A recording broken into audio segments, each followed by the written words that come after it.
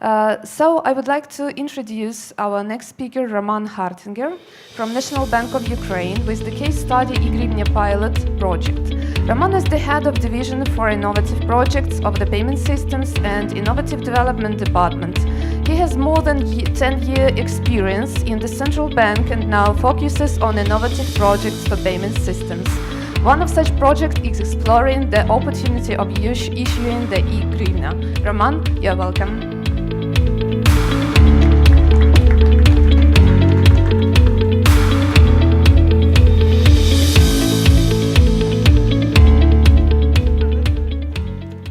Thank you, Kate, for the kind introduction. It's a big pleasure to welcome everybody in this room and to present our vision of central bank digital currencies and the e-гривня project. Today, I was walking across this area of Unit City, which was previously a factory site, and I looked at the innovative high-tech campuses built on the basis of existing buildings. And in some way, these high-tech campuses resembled me digital currencies. Why? Because digital currencies are innovative, they are fast-growing, and they are developing on the existing economical basis, but with brand new technologies behind them.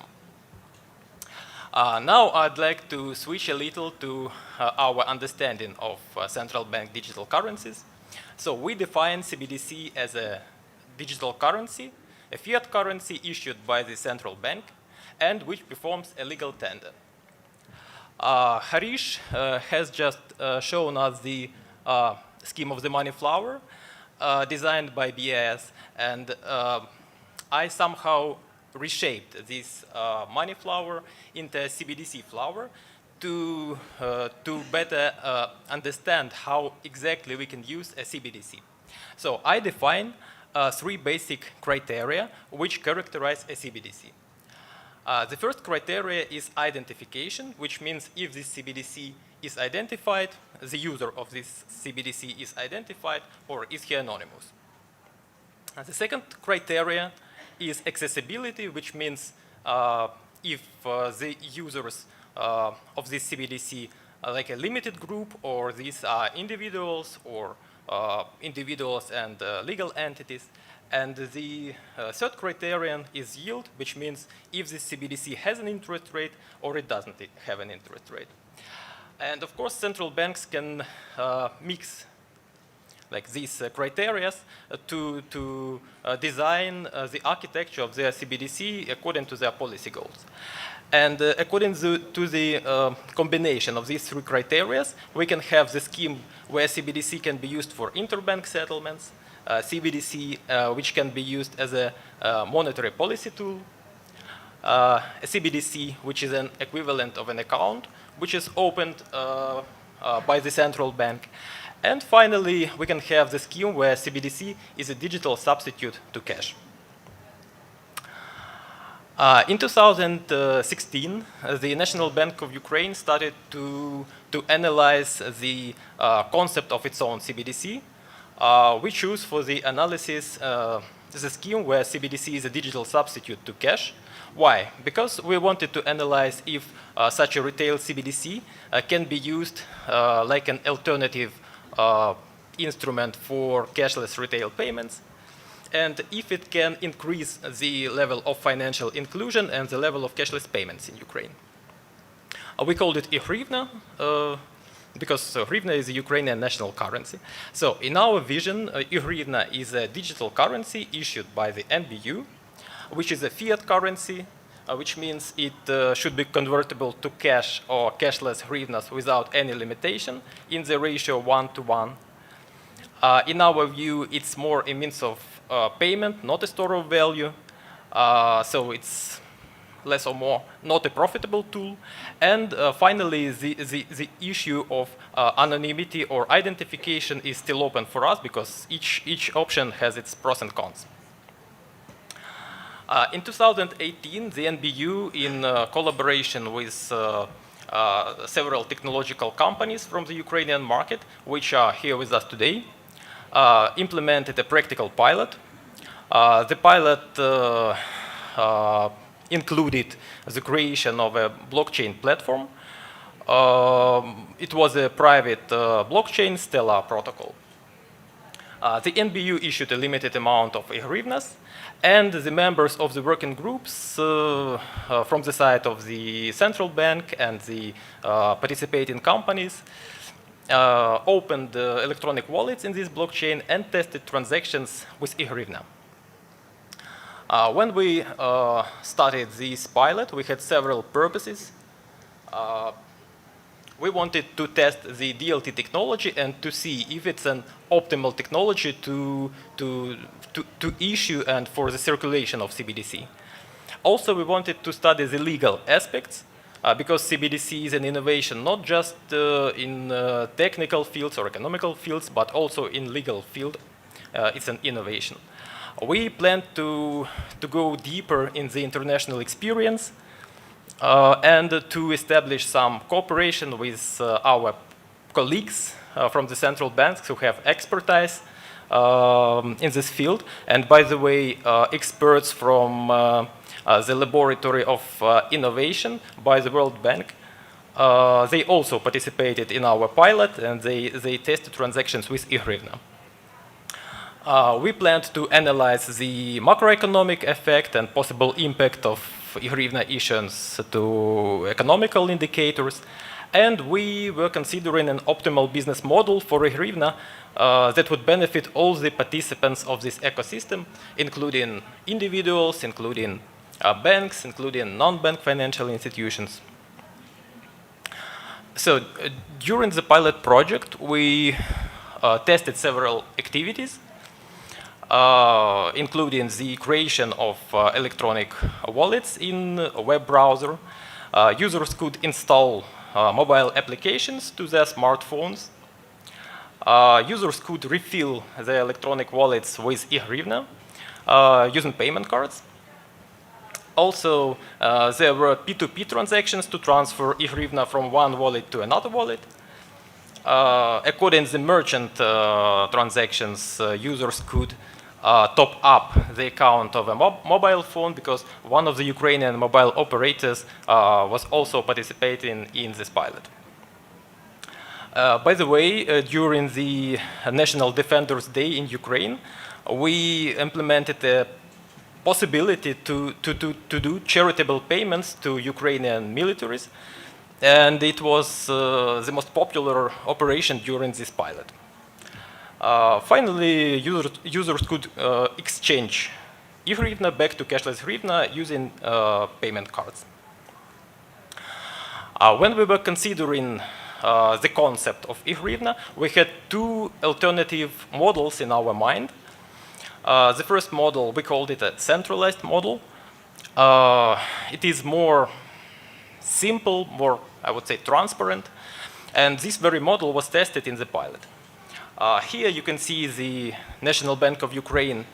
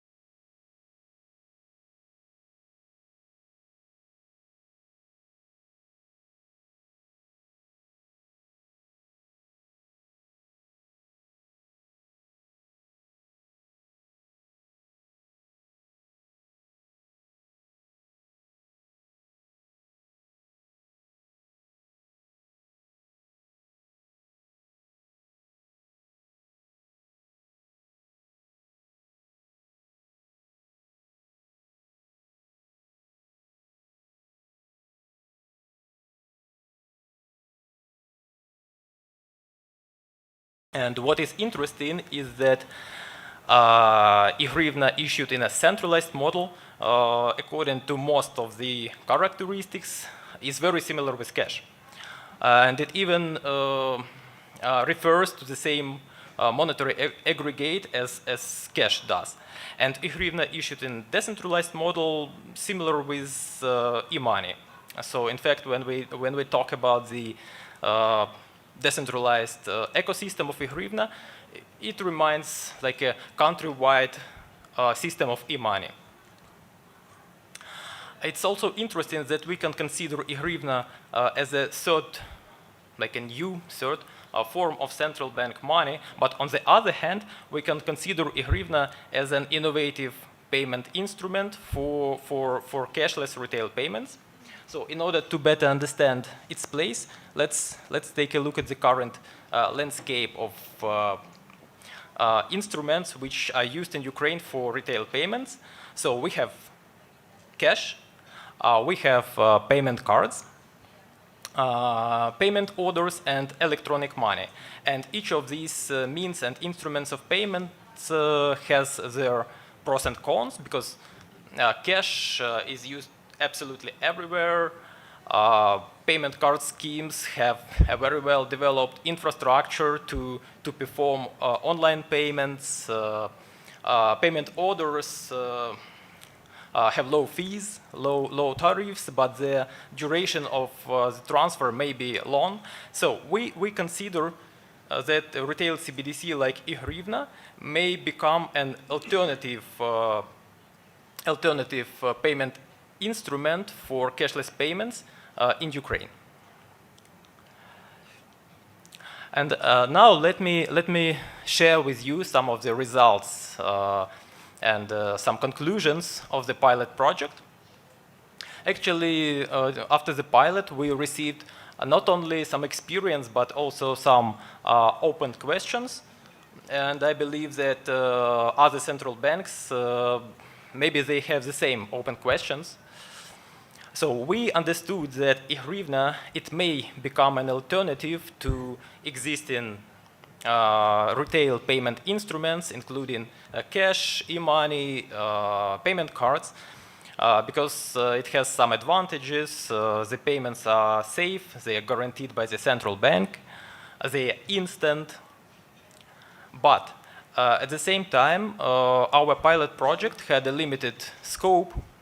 It had a limited number of users, a limited number of transactions, low volumes, low values of transactions. So it didn't allow us to fully assess the attractiveness of such an instrument for Ukrainian citizens.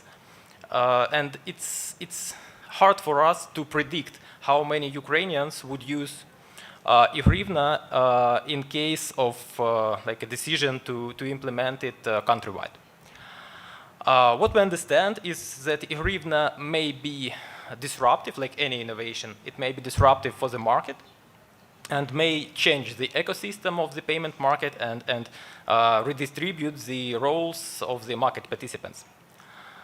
We also understand that a countrywide scale of e-hryvnia implementation would require some time and investments to create or to modernize the existing payment infrastructure for such an instrument. And we are aware that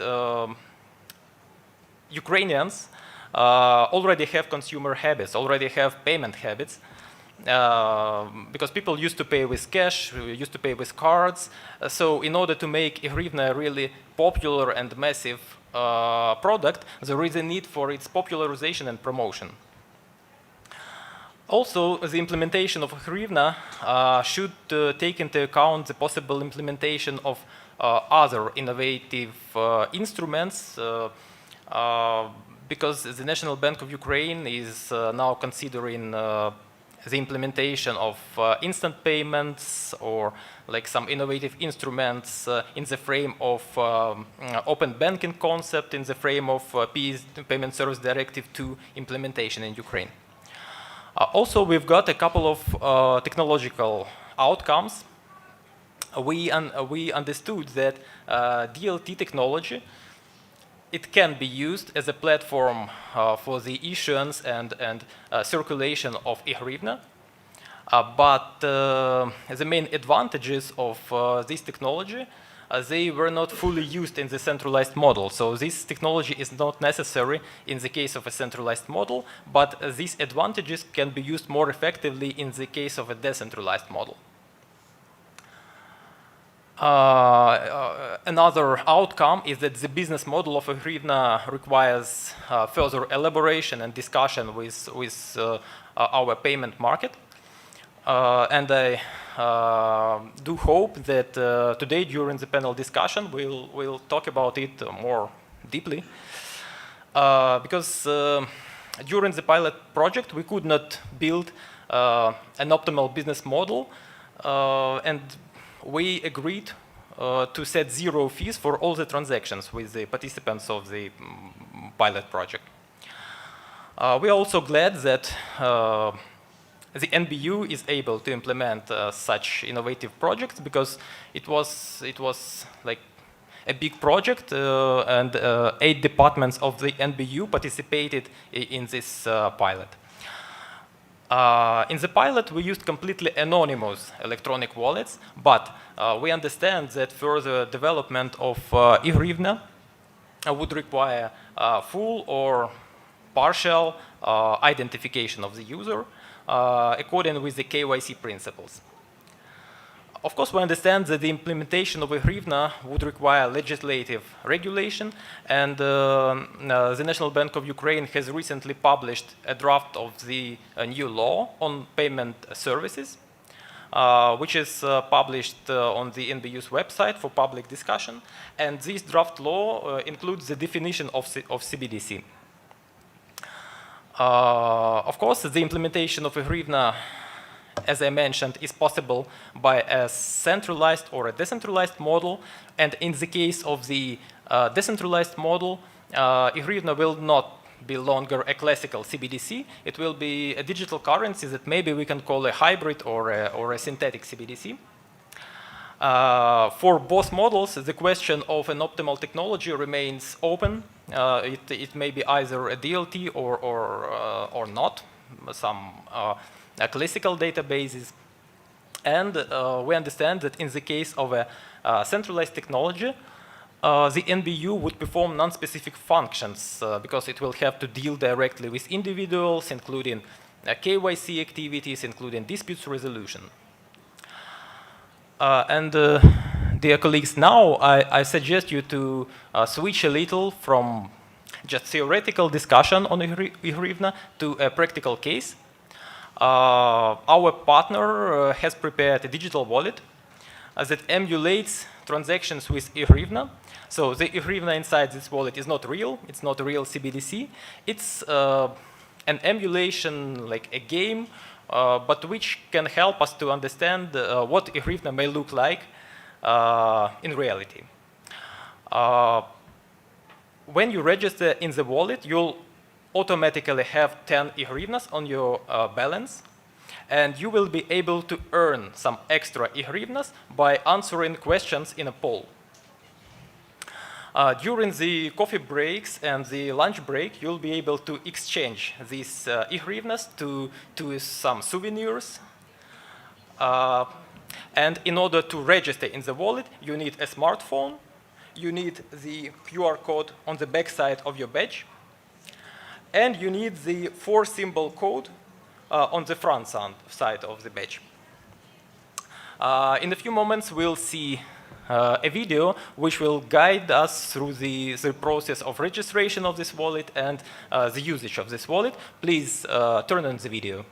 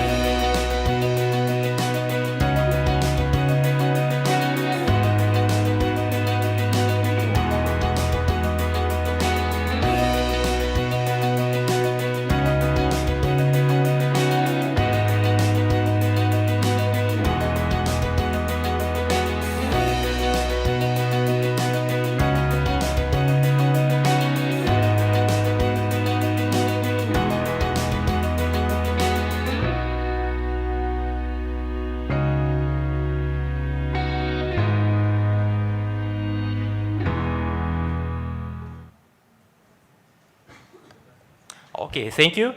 You'll be able to use this wallet and answer the questions in the poll during the whole day of the conference.